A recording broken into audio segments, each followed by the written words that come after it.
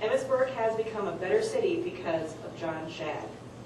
From starting up the original KEMB radio station here in Emmetsburg over 20 years ago, to starting up the new KEMB LP through the Emmetsburg Chamber of Commerce, John has used his interest in radio broadcasting to solidify Emmetsburg as the hub of Palo Alto County business activities. Not many small towns like Emmetsburg can tout that they have a radio station. Emmetsburg has been able to enjoy 2 radio stations. One was a full-powered 10,000 watt station, now it's KUYY, started by John Schad in the 1970s, and after ownership changes, has now grown and moved to Spencer. The second one is 94.1 FM KEMBLP, a new low-power, non-commercial radio station. John was one of the primary individuals wishing to bring community radio back to Emmetsburg and was instrumental in getting the LPFM license granted to the Emmetsburg Chamber of Commerce from the FCC. John's entrepreneurial spirit is a reflection of Emmetsburg's vision and foundation that encourages individuals with dreams to make them realities. John continues to help others to succeed as an Emmetsburg organization in the business world by his involvement in the Emmetsburg Chamber of Commerce and the Industrial Board. It is difficult to speak of the successes of Emmetsburg without mentioning John Schad or one of his business ventures that helped put Emmetsburg, Iowa on the map. And speaking of putting Emmetsburg on the map, I believe it was one day, a little bit much more warmer than it is today. I was over at KEMBLP working. I got this phone call. And I think this is going to illustrate how wide of an impact John Schad has for this community. It was a lady from a Canadian media corporation who was calling about Emmetsburg and their cesspool. And she's like, is John Schad available? I'm like, no, he's not here right now. It's like, I want to get some information about that cesspool you guys did in the 1980s. I thought, wow, what an impact. John Schad, still today, has an impact for Emmetsburg, the old cesspool. So hopefully, maybe this next time we have a major election, we'll bring the cesspool back. But it's just a phenomenal thing to think. Somebody in Canada was inquiring about that. So we really have a special person with John Schad. And I want John Schad to come up and please give him a round.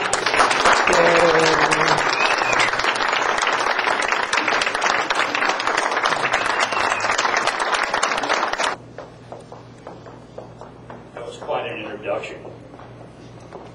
And, you know, as much as I've been in the communication business for so many years, I have to admit that Cecilia and I did not communicate about what we were going to say tonight, because she got up here and said, well, we did a great job last year, and stop and take a deep breath. And I said in my speech I'm about to deliver to you that we can't afford to stop.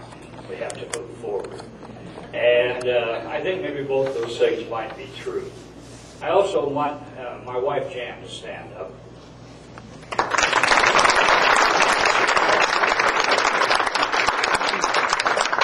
Anything that I've been able to do for this community has been done with her help and with her ability to step in and help out at Sparks Broadcast Systems when I couldn't be there.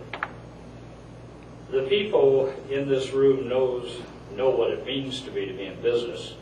Many of us have nursed fledgling businesses through good and bad years. We all know how difficult building businesses can be because the odds simply are not in our favor. The plain facts are that 80% of businesses that initially start up fail in the first year. And 80% of those that survive that first year fail within the next 5 years. So this room, in essence, is filled with survivors who have, through the School of Hard Knocks, amassed a tremendous amount of business acumen. It's incumbent on all of us to use that knowledge to continue the push for business and other economic growth here in Emmetsburg.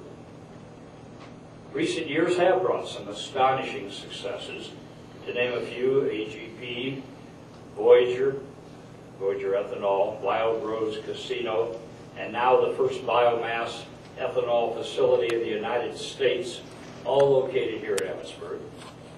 There are a few small towns anywhere in the country that can touch that.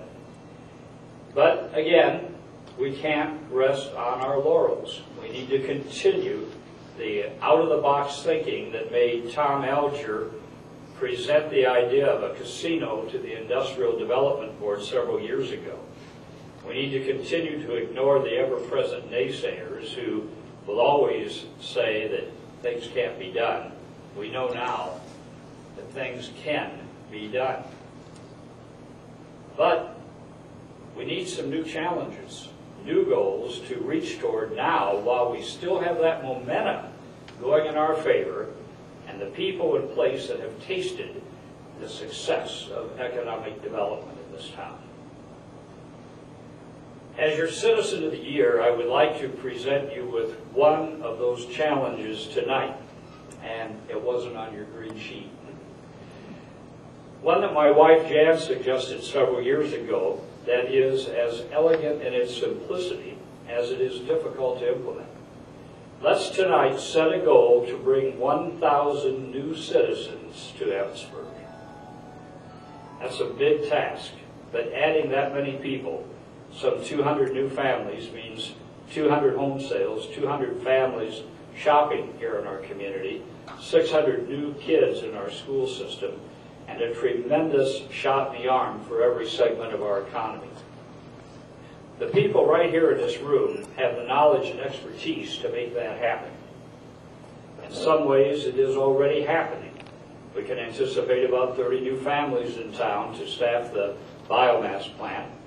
The casino will continue to grow and create more jobs. And this is far from an impossible task.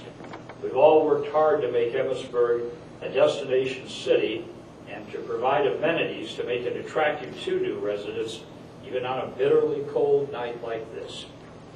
We have something here.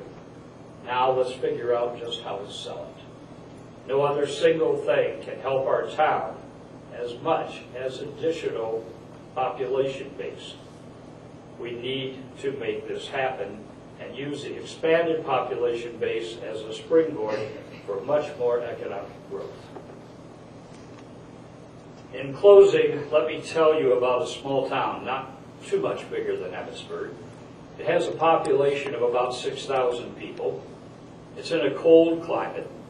Its average income for residents is well below the average for its state. In short, it's not anything special.